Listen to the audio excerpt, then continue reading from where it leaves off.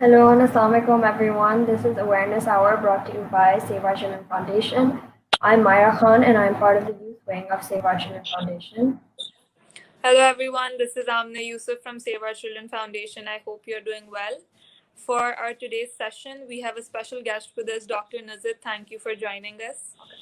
All right, today we will be discussing with them about the developmental effects of child labor and its implication on society. Yeah, we'll be taking questions at the end from the audience. If you have any, then please comment them and we'll get to them at the end. Okay, so Dr. Nuzhat Farooqi is serving as the assistant professor in the section of urology at the Aga Khan University. Her public service profile and achievements are quite vast. She is honorary consultant at Kohi Goth Fistula Center and at Indus Hospital also. She's also a recipient at Tamgai Imtiaz for her work in the field of public services. She's the first civilian ever to receive the letter of commendation by Chief Naval Staff and the first woman to receive honorary rank of Surgeon Commander in the PN. She's also the founding member and the general secretary of ULFAT, an NGO that facilitates pediatrics surgery. Thank you. Dr. Murad has an MRCP in psychiatry and a PhD from the University of London. He is currently a professor of psychiatry at Aga Khan University and the president of International Association for Suicide Prevention. His clinical and research interests include the mental health of women, suicide prevention, stress medicine, and medical ethics. All right, Dr. Murad, can you hear us? I can. Can you hear me? Yes. Yes. All right. Finally. Great, thank you. I'm going to proceed with the questions now. So, my first question to you two is that child labor is a huge issue in Pakistan, and we currently have 11 million children that are working, half of which are under the age of 10. So, what can be the effects of working from such a young age?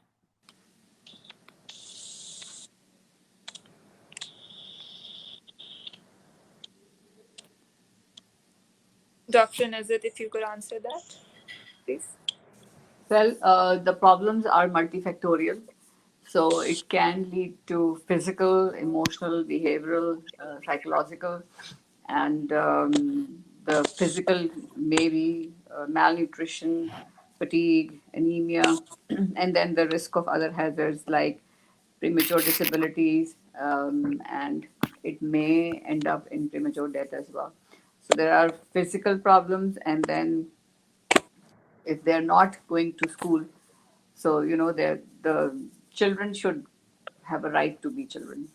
So if they're not in schools and they're working, then there are a lot of other problems, psychological, behavioral also. And I think Dr. Murad can elaborate more on those kind of problems. So I agree with Dr. Nuzhat. There are multiple factors and multiple effects of children being out of school at a time when they need to be developing, psychologically, intellectually, emotionally, and it is not just while they are in the labor, but what is going to happen in the future, which means that they grow up without any skills, without any education, so they're out of the mainstream job market, and they end up in kind of jobs that are menial, that cause economic problems later on, that lead to frustration and some of the other more extreme behaviors like antisocial behavior or violence, aggression, and so on. So it's not just the early years when they should be in school, but the effect it will have later on. And then obviously that has an impact on the society. So what we are doing is, by having these 11 million children in child labor and 22 million out of school, and I suppose all the 11 million that are there are part of the 22 million that are not in schools in Pakistan, is you're creating this huge number of people who are going to grow up as adults and will be out of the main workforce. They will have very little contribution to society, and in fact are one of the reasons why we have so many social problems in the country.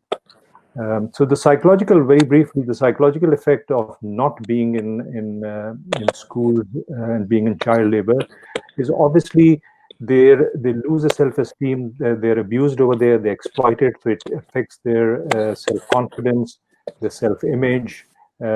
What they pick up while they are there in the adult company and working is not only depriving themselves of a more healthy environment, but they are also exposed to a lot of ills that adults in those kind of areas are doing, and they're picking up all of these things: the bad habits, the language, the way of interaction, and so on. And it really affects them psychologically and emotionally. All right, that makes sense. Dr. Murad and Dr. Nuzhat, considering how most children under employment find themselves working in pretty terrible conditions, such as factories where they are constantly near dangerous machinery and abusive homes where they suffer from physical and emotional abuse, what are the effects of such an environment on the mental and physical health of a child?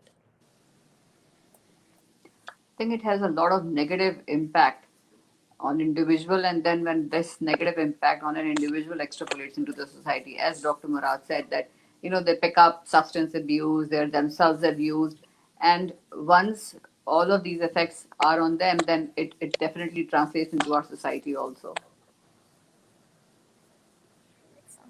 Dr. Murad, do you want to add anything to that? Yeah, so what I said earlier, that they at every stage in one's life, you have to take on responsibilities that match your age.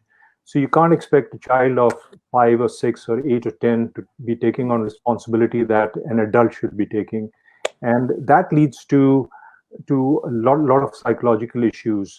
It's not that they just grow up more, but they miss out on the things that are very important at a certain age of life. For example, play and making friends, people of your own age, is extremely important at a certain point in time. If they miss out on those aspects of development, then it affects their relationship, interpersonal relationship with the society, relationship with their work colleagues, relationship at work. It affects all of those things.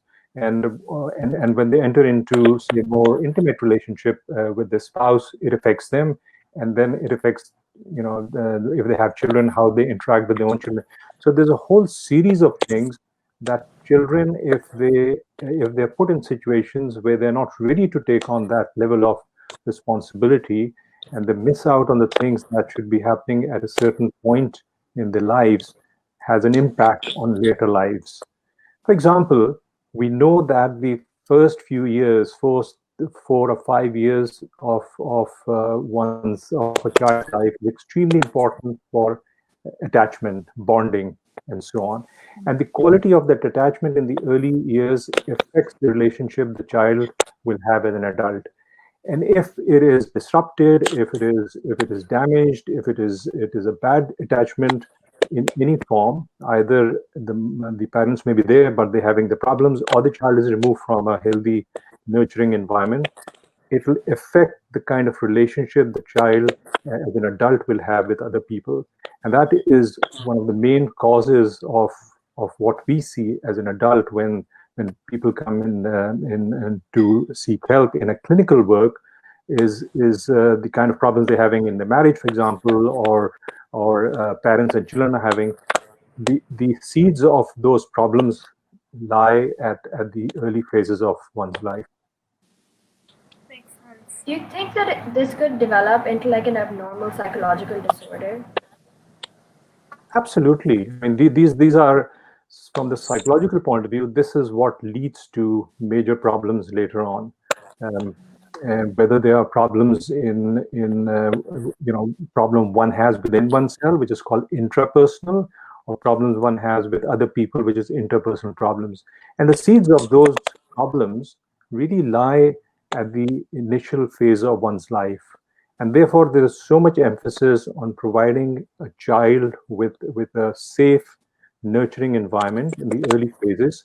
So he develops this very strong base, which will then help him, and education is part of that. A good home atmosphere is part of that. Safety and security is part of that. And therefore, he or she grows up then to become a healthy, psychologically and emotionally a healthy individual. Okay. My next question to you is that people don't usually talk or think about the psychological impact on the young minds who've been forced to give up their childhoods in order to earn a living for their families.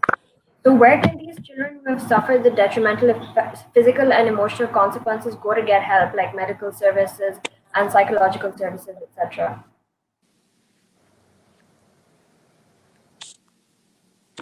This question Dr. is to Nuzhat? both of you. So, Well, I mean, there are a lot of support groups now. There are NGOs working. So, like Child Save Our Children Foundation is also is one group of energetic people who I know is working from quite few years. So there are a lot of support groups available for physical deformities, of course, and then malnutrition. Then these children definitely need some medical help, so hospitals are there. So there needs to be a concerted effort where NGOs have their own role, government has their own role, and then the civil society has to play their own role. So all of these, it's a multi-disciplinary, faceted problem, and then the solutions are also at various levels. thank you.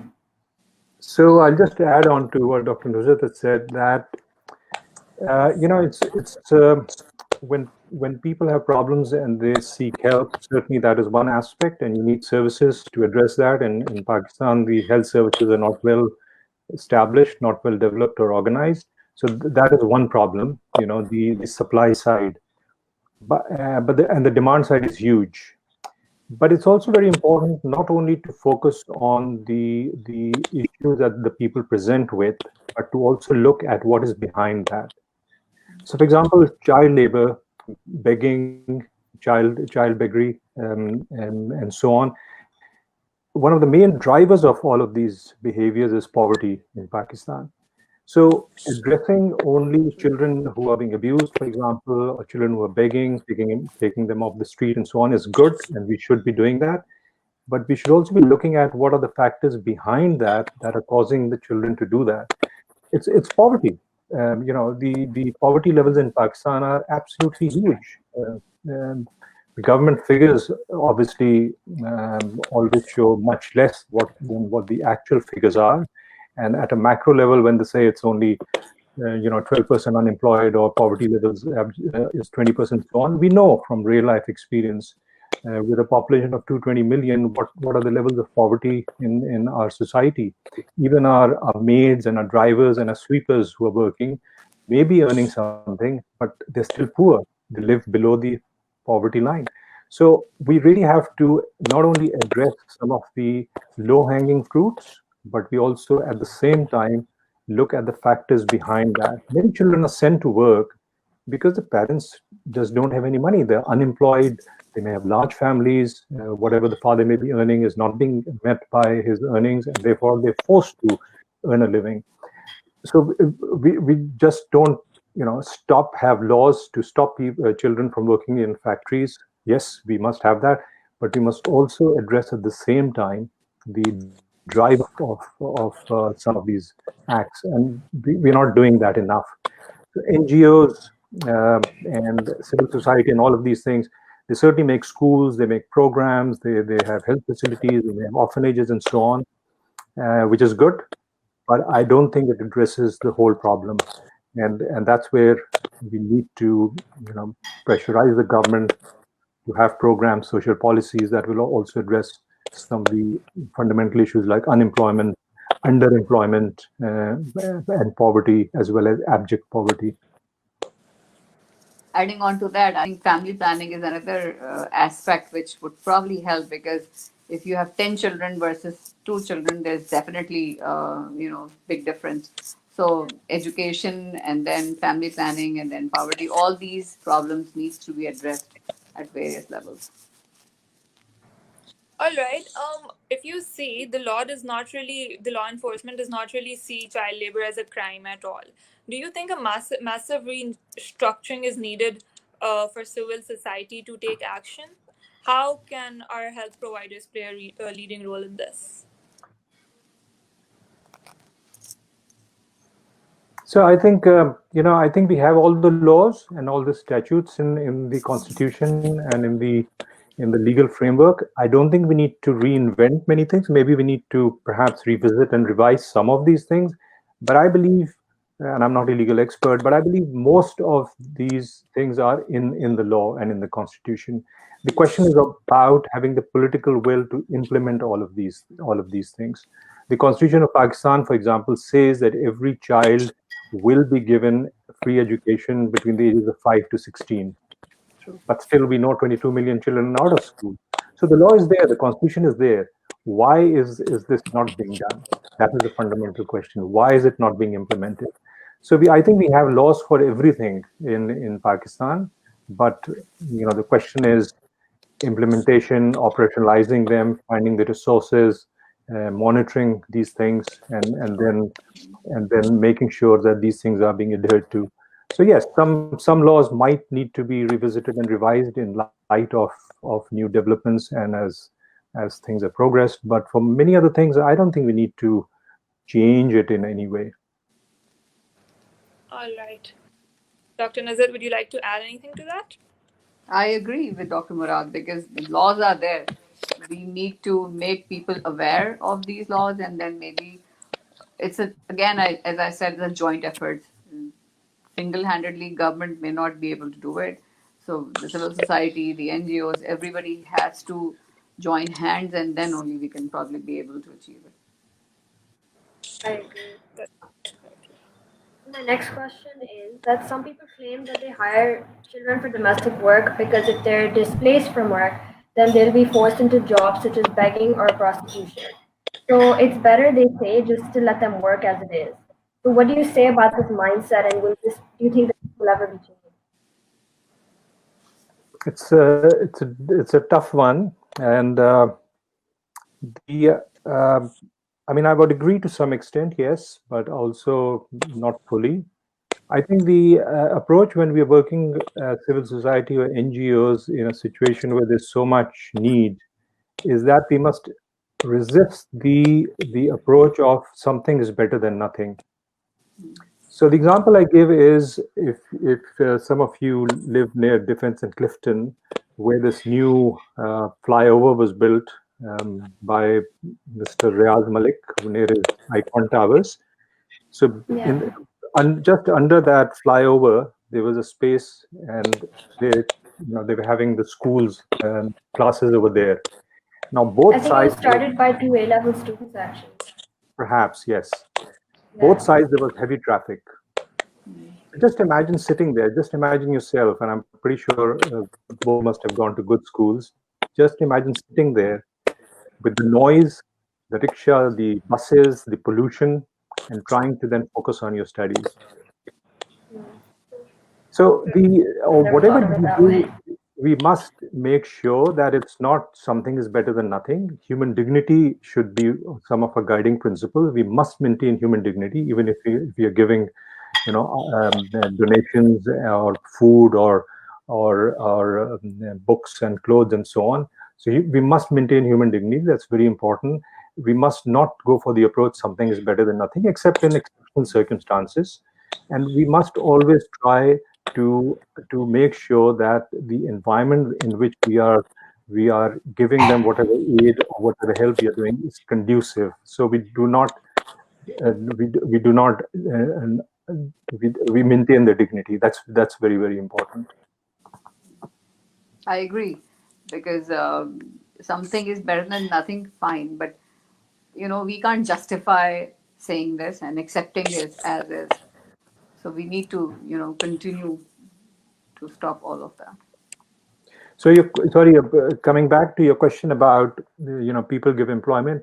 Yes, I think it's better than begging on the street, but that's relative. But we should not stop there. Only that if you've given them a job, they're off the street. Yes, I think related to begging on the street, it's better. But it's also important then to go a step further than that. And at the very least, I really feel we must make sure that if we do jobs in offices or corporations, we have a whole set of benefits that we get. We get paid leave, for example. We get medical reimbursement. We get medical insurance. We might get provident fund and so on. When we employ drivers and maids and children as maids and so on, we don't give any of these benefits. At the very least, I think individuals should try and approach it in the same way that we expect our employers to pay us.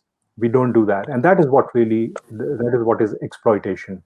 And these people have no unions. They don't belong to any professional body, for example, who can protect their rights.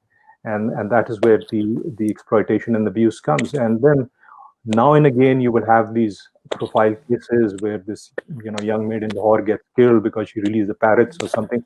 And this is really the tip of the iceberg.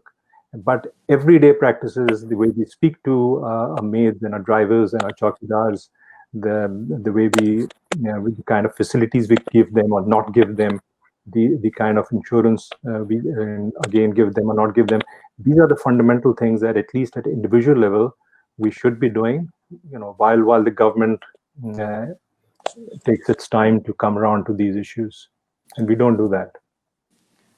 Yes, and working hours needs to be taken into consideration also. Yeah. Maybe we can introduce evening schools for these children, that if they're working during the daytime, and in the evenings they probably may go to school and have some education. So these are the things which probably we need to think about. I think there's a lot that we need to do for these children, honestly. Yeah. Also, so when you see the mafia culture is very prominent in Pakistan, children are abducted and made or beg or work. Despite the laws, these mafias still have not been taken down. We often hear that children are being kidnapped and sold outside hospitals. So firstly, is this true, and does this really happen?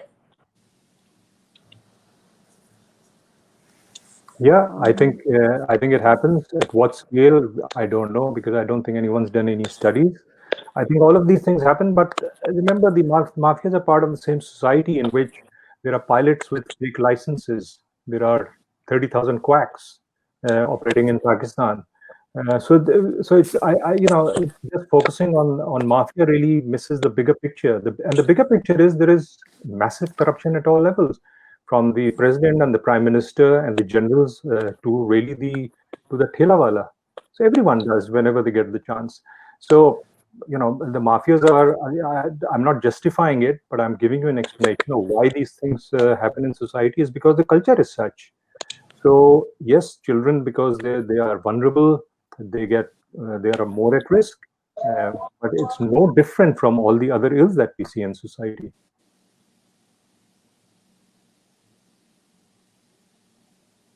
Dr. Nuzhat, would you like to add anything to that? No, I think I agree with Dr. Murad. And the answer really is that you develop systems and processes so that all of these bad apples, whether they are in the police or the legal profession or the medical profession, if you have good systems and processes, then all of these things slowly over a period of time get caught and they are excluded. Because we don't have systems and we kind of work on an ad hoc basis, we never make any progress in these areas. So the SOCF, for example, I'm on your WhatsApp group and I'm on the Facebook page also, so I keep following. I don't write very much, but I do follow what is happening. You started off, I think, 2 years ago or 3 years ago. 3 years. 3 years ago by individuals, which was great, and you've grown into something great and you're doing excellent work. But you must also look at how this is progressing now. And if you've got a board, is the board functional? Is the board meeting regularly? What are the members? Are they taking minutes? Are the tasks given? Are they fulfilled or not? What kind of projects are you taking on? Is it discussed in the board or not? So that is what systems and processes mean. That 3 years down the line, you need to give it structure and form so that, as you go forward from here, you have a clear-cut strategy of how you want to proceed. Because it's fine to start off, and most such activities do start off at individual level or with a group of people. But then as you progress and you become bigger, it's extremely important to give it form and shape and structure and to organize yourself. And once you do that, then you're certainly far more effective than if you keep on acting, not acting, but developing as kind of an ad hoc basis. For example, any project that comes in, there must be a committee that evaluates the project, looks at the feasibility, looks at what maybe the outcomes, what kind of resources are needed, what kind of skills you need, and then approve it and then go for it. So that will be very important. And that is what we lack in many of our initiatives. I agree. So, Dr. Murad, my last question is directed at you. And you wrote, and I quote, beggary is a symptom of a disease. Unless the cause of the disease is treated, the symptom cannot be got rid of. Could you please comment on this? Yeah, so, as a physician in the medical field, particularly as a psychiatrist, when people come with symptoms, I don't just look at the symptoms. So for example, someone comes, I feel anxious, or I can't sleep, or I feel depressed. It's not simply a question of giving them a sleeping pill or giving them something for anxiety or depression, but you really have to look at what is behind that. So this holistic view is very important. So beggary, I think, is a symptom. I don't think it is the disease. And in medicine, you control the symptoms, but you always treat the disease. Okay. So if you've got a fever, you give paracetamol to bring down the fever, but then you have to see what is the reason for the fever. And if it is infection, then you choose the antibiotic and you treat the infection. So control the symptom, but also treat the underlying disease. So beggary is a symptom, fine, take them off the street, you've controlled it by giving paracetamol, but then go behind and look what is causing that particular child to beg. What are his life circumstances, and what can you do to alleviate that? That is what I meant. Yeah. Dr. Nuzhat, feel free to add anything if you want. No, I think we're pretty much covered. All right, Dr. Murad and Dr. Nuzhat, this is my last question to you both. Considering how the younger and upcoming generations will be the leaders of tomorrow and have the power to influence change, how can we educate them about child labor so that our next generation refuses to hire all these underage children for domestic work or any type of work? I think by creating awareness and Right. and telling them what is right and what is wrong, and there are no gray areas. There will be gray areas, but tell them point blank that this is right, this is wrong, and keep on doing that, because it may register once or twice, but then they may forget. So it has to be a continuous process of addressing these issues and telling them that this is wrong. This probably would help. So Amna, सवाल क्या था आपका? कि जो अब next generation होगी, obviously that will be the one that will bring in change. So how do we, tell this next generation not to hire these underage children for domestic work or any work, for instance? So yes, I agree with Dr. Nuzhat. I think awareness is very important. Education is very important. But I will again go back to say that you also need to look at the causes behind whatever the issues are and address those causes also. So advocacy is very important. NGOs like SOCF or so many others certainly should address the kind of the problem at hand, but also must be involved in advocacy to pressurize the government, pressurize other bodies that will bring about the change.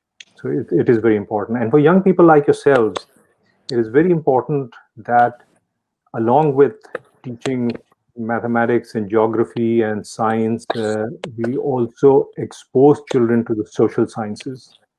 And social sciences are about sociology, it's about anthropology, it is psychology. These are the soft subjects that make a human being.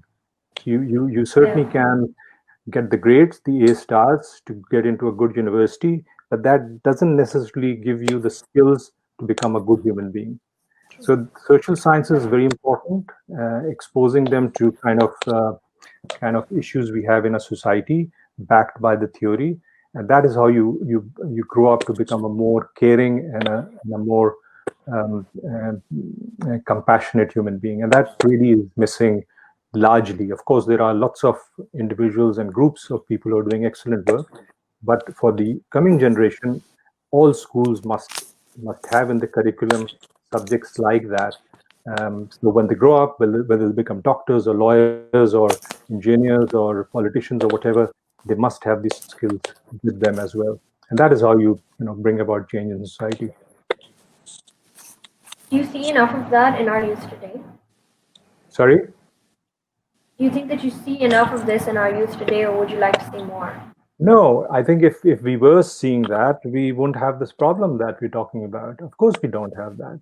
The emphasis on whole schooling system is how to get good grades so that you can get into a good university and therefore then get a good job. Okay, but if you start at the beginning, and the earlier you start addressing a problem, the better chances you have of getting a good result. Exposing the children right from the start to all these subjects, and then also what is called experiential learning, or what they actually see, how your mother or your father talks to the driver and the maid in the house, is what the child is picking up. So theory on one side in the schools, backed by we behaving in more respectful way, will obviously, hopefully, will lead to better human beings. And I don't see that enough, certainly not in Pakistan. We need a lot more. And then also, strengthening the good things we have in a society. We know that philanthropy is very high in Pakistan, which is good. We know that no one, majority of the people don't go hungry in Pakistan, and somehow the other people do. And those are the kind of things we need to propagate more and strengthen them. Yeah. All right, we just have like a couple of questions from the audience. Let's just ask you that. Okay, so we have one question. We as our country is not interested in thousands and thousands of children on the streets and in domestic labor. How is this going to ultimately affect our country? I think this is directed with both of you. Dr. Nuzhat? It has a very long-lasting effect in economy and behavior of behavior as a nation, because if the children are not educated, so if we have an uneducated society, then the problems, this is a tip of the iceberg. So there's a lot of huge issues underlying this one problem. So of course, it is going to have a very negative effect on everything, I think. Yeah, I agree with Dr. Nuzhat, absolutely. So, you're creating millions and millions of people, and we know our growth rate is one of the highest in Asia. And lack of education is again, like poverty is one of the drivers of many of the social problems. Lack of education is also related to so many problems. Large family sizes has a direct correlation with lack of education. Yes, we will be creating a huge number of people who are not skilled, who don't have the right education, they can't enter the job market, and it leads to social upheaval, as we see from time to time in Pakistan and many other developing countries. All right, I think that's about it. We have answered all the other questions with you both, so we'll not be taking more of your time. That's about it. Thank you so much, Dr. Nuzhat and Dr. Murad, for being with us today. Thank you for joining I'm us. definitely sure this was a very informative session, and we do hope youth can, take some lessons from it and obviously create awareness about this, because this is very important. I think this is something we all should start working on. So thank you. I think that it's very important for this to be talked about in schools as well, because children need to know these things in order to bring about change. I agree, and thank you for inviting us. You're welcome. Thank you very much. And yes, no problem. We enjoyed having you. Yeah. Take care So of our yourself. next session is going to be on the 22nd of August at the same time. So please don't forget to tune in and spread the word. All right. Thank you so much. Take care of Thank yourself. you. Keep up the good work. Hafiz.